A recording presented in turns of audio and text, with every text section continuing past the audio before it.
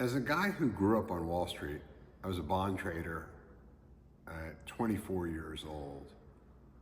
I know something about the way financial markets work and understand kind of the relationship of all things, I think, is what I learned from my kind of formative years as a trader. What I didn't fully appreciate, and I think what most people in my shoes and in the world didn't fully appreciate, was all the tools available to the Federal Reserve Bank. So we didn't think the Fed could control interest rates other than the Fed funds rate, which is essentially the overnight borrowing rate that banks get charged for borrowing money overnight.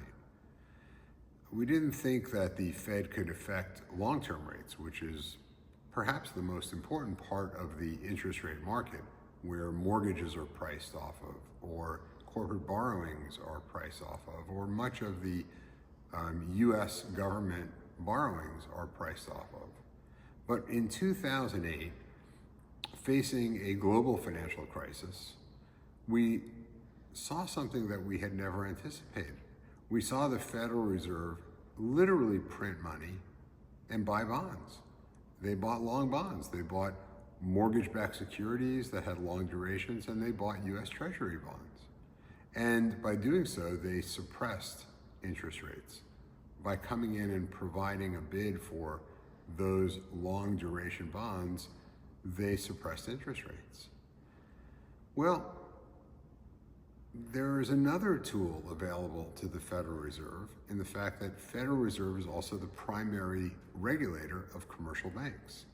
And what very few people probably know is that there was a time back in the 30s and 40s where US Treasury bonds and state government bonds represented a very large percentage of bank balance sheets in the United States, which is to say that banks were big buyers of government bonds. Effectively, they supported the government borrowings that needed to expand in the wake of World War II. The time is now, I think, for some of those to be brought back. I think that we are facing a very challenging time in the economy. The Trump tariffs certainly shook the foundation of the global economy. And that foundation, it turns out, isn't too strong. Well, look at our country's situation. Our deficits and our debt are frighteningly high. Our consumer debt is frighteningly high. Our corporate debt is frighteningly high. And interest rates are significantly higher than they were 4 or so years ago, 5 years ago, 6 years ago.